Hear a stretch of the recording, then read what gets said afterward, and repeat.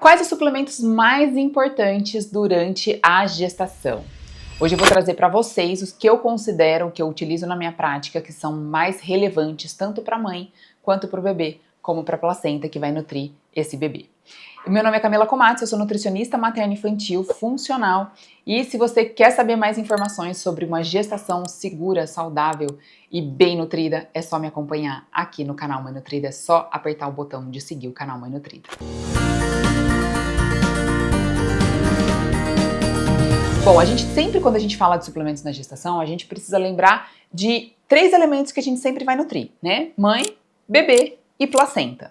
Então, para que a gente tenha uma boa eficiência dessa placenta, uma boa formação, a gente já precisa dar esses suplementos antes dessa mulher tentar começar as tentativas para engravidar. Porque eu falo que o momento mais importante da gestação, que é quando ela nem sabe ainda que ela está grávida, que é aquele momento da placentação, o momento da implantação, ela já precisa estar muito bem nutrida. Então lembra que ela não teve nem um dia de atraso ainda menstrual. Então ela já precisa estar com um bom aporte desses nutrientes para que ela consiga fazer então essa boa implantação. Uma boa implantação que vai resultar numa boa formação de uma placenta, nutre muito bem uma gestação inteira. Então a gente precisa garantir isso desde o início.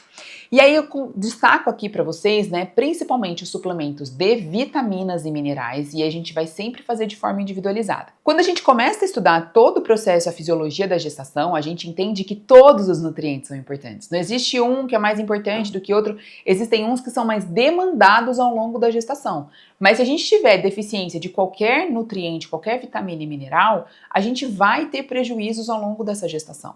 Então a gente fala muito da vitamina D, né? A vitamina D é importantíssima, mas se a vitamina D, a gente não tiver a vitamina A, se a gente não tiver a vitamina E, a vitamina K trabalhando junto com ela, ela vai ter um efeito muito menos potente. Então a gente precisa ajustar esses níveis de acordo com os exames laboratoriais. Então eu costumo mandar manipular, por exemplo, ou existem suplementos bons prontos, né, que são limpos, que não têm aditivos, que não têm coisas que possam trazer, elementos que possam trazer efeitos nocivos para essa gestante, como parabenos e corantes. Então, quando a gente usa essa suplementação dessas vitaminas lipossolúveis, normalmente eu coloco elas separadas. Então, a vitamina A, D, E e K. A A e a D a gente consegue avaliar pelos exames laboratoriais. Então, a gente vai fazer a dose de acordo com os exames laboratoriais, claro que não passando a quantidade de vitamina A, que é no máximo 3.000 I, que pode ser acima disso, pode ser considerada teratogênica, né? Na verdade, é acima de 10.000 I, mas a gente, por precaução, coloca até 3.000 I, para não ter esse efeito teratogênico. Então, esse é um dos suplementos fundamentais. E aí eu sempre monto outro com vitaminas e minerais. Então eu coloco todo o complexo B, eu coloco a vitamina C, coloco, que aí entra todas as vitaminas hidrossolúveis, né? Coloco os minerais, então coloco magnésio, zinco, manganês, o cobre que eu costumo não utilizar, porque o cobre naturalmente já sobe ao longo da gestação, por conta da ceruloplasmina, que como tem aumento de estradiol, a ceruloplasmina aumenta e acaba mobilizando muito cobre. Então o cobre é um dos únicos minerais que eu acabo não utilizando. E aí, dependendo das semanas gestacionais, a gente vai incluir um silício, né, para melhorar toda essa elasticidade da pele dessa gestante, para que ela não tenha uma formação de estrias excessivas, né, que a gente tenha um bom desenvolvimento ósseo desse bebê, que a gente tenha uma boa manutenção desse osso dessa mãe. Então a gente vai montar com todos esses minerais, o cromo, que é super importante para modular a resistência à insulina, que é fisiológica na gestação, o molibdênio, que também tem essa função. Então a gente vai entrar ali com todas as vitaminas e minerais em um só, tirando as vitaminas lipossolúveis, que estão em outro suplemento, eu coloco esses suplementos todos juntos. E por que todos juntos? Para facilitar a vida da gestante. Ah, mas o cálcio não vai interagir com o ferro? Pode interagir, mas quando a gente quela esse mineral, e aí eu uso todos os minerais quelados, selênio, magnésio, cálcio, ferro, eu uso todos eles quelados. A gente acaba tendo uma diminuição grande dessa competição entre eles. A gente consegue uma eficácia boa e consegue fazer com que a paciente tome. Porque se eu dividir aquilo ali em 5, 6, 7 suplementos no dia, como eu já vi várias prescrições, a paciente muitas vezes não toma. Muitas vezes ela está nauseando, ela não consegue tomar nenhum deles ao longo do dia. Então eu acabo colocando eles todos numa fórmula só, que ela vai tomar de uma vez só e isso garante muito eficácia. Lá na frente pode ser necessário que a gente aumente esse ferro e aí eu uso de forma separada. ou muitas vezes ela vai ter que ir para uma endovenosa, né, a critério médico, e aí a gente tira isso da nossa suplementação. Então isso a gente vai sempre ajustando. E existe um outro suplemento que é fundamental, que é o ômega 3. Então ele é um dos que eu considero imprescindíveis na gestação. A gente sempre vai escolher um ômega 3 de boa qualidade, que seja isento de metais pesados, então isso normalmente vem no rótulo, se não liga no saque, pergunta se eles têm laudo de isenção de metais pesados. Então eu sempre escolho marcas prontas que emitam esse laudo ou que tem algum selo de pureza, como por exemplo o IFOS, que é livre de metais, o selo de pureza MEG3. Existem inúmeras formas deles ter essa certificação de que é um ômega 3 limpo, um ômega 3 seguro. E aí a gente sempre vai usar durante a gestação inteira, para que a gente não tenha um consumo excessivo de peixes. Muitas vezes a mulher quer atingir essa quantidade de ômega 3 só por peixes. A gente tem que lembrar que peixe, a gente tem uma disponibilidade baixa de ômega 3 em vários dos que a gente mais consome, né? A gente vai ter uma disponibilidade maior, uma quantidade maior de ômega 3, por exemplo, em peixes como sardinha, mas a gente tem que considerar a questão do metilmercúrio. Se essa gestante começar a comer muito peixe todos os dias, ela come atum todos os dias, come sardinha todos os dias, come tilápia, que tem uma quantidade baixíssima de ômega 3, inclusive, ela pode ter uma intoxicação pelo mercúrio, né? Ela pode aumentar muito os seus níveis de mercúrio, e o mercúrio, ele tem efeito tóxico para esse bebê. Então a gente não pode colocar esse bebê em risco, a gente sempre tem que priorizar a saúde desse bebê. Então ela pode consumir o peixe dela 2, 3 vezes na semana. Se é uma paciente que tem acesso a um peixe bom, pescadinha, sardinha, fresca, né? Ela mora próxima ao mar, ela vai ter então uma disponibilidade maior desse ômega 3. Ainda assim a gente vai suplementar, porque as necessidades, especialmente no terceiro trimestre de gestação, para o desenvolvimento cerebral fetal, aumentam demais, demais, demais. Então a gente precisa garantir esse bom aporte para o desenvolvimento neurocognitivo desse bebê. Lembrando que o bebê no último trimestre, ele faz um aporte gigantesco de DHA por dia. Então a gente precisa garantir esse aporte diário.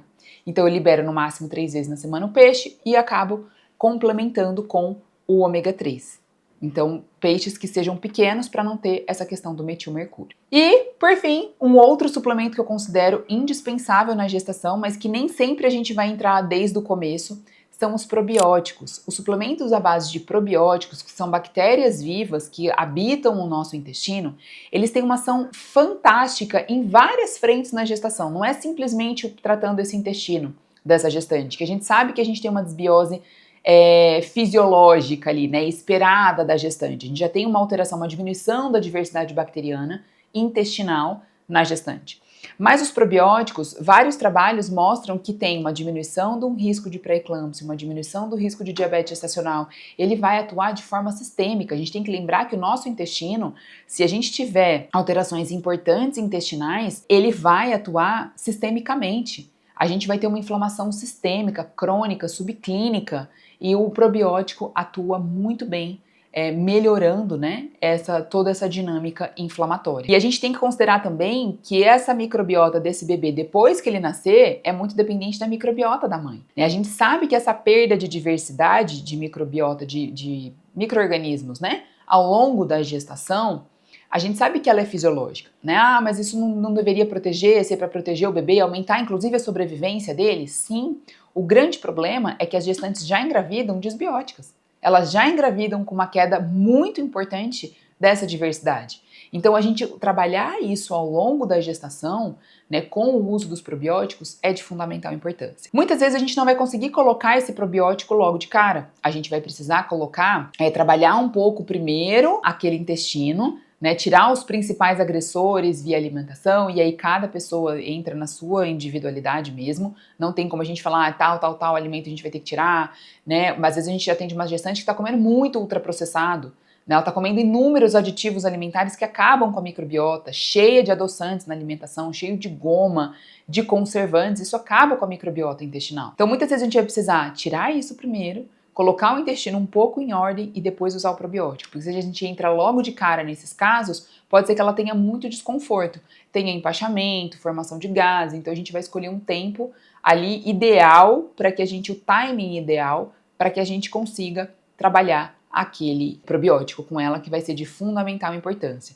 Inclusive para a modulação da microbiota dela, para que quando ela for para a maternidade, eu sempre brinco, é um suplemento que tem que levar para a maternidade, porque o ambiente hospitalar é péssimo em relação a micro-organismos, porque é onde concentra todos os micro-organismos que causam doenças mesmo, né? Todos os micro-organismos ali patogênicos. Então, se ela inclusive puder levar esse probiótico para a maternidade para tomar, e aí a escolha das cepas ela é sempre individual. Tem paciente que a gente vai entrar com 2, 3 cepas, tem paciente que a gente vai ter que entrar com 10 cepas diferentes, ou ir rodiziando essas cepas ao longo da gestação. Então são esses 3 suplementos, né, vitaminas e minerais sempre individualizados, e eu coloco todos eles, né, em um item só, o ômega 3 e o probiótico, que são os que eu considero indispensáveis. Os demais suplementos, né, aminoácidos, a própria creatina, NAC, podem ser interessantes, mas aí eles não entram para todas as gestantes, e sim em casos pontuais.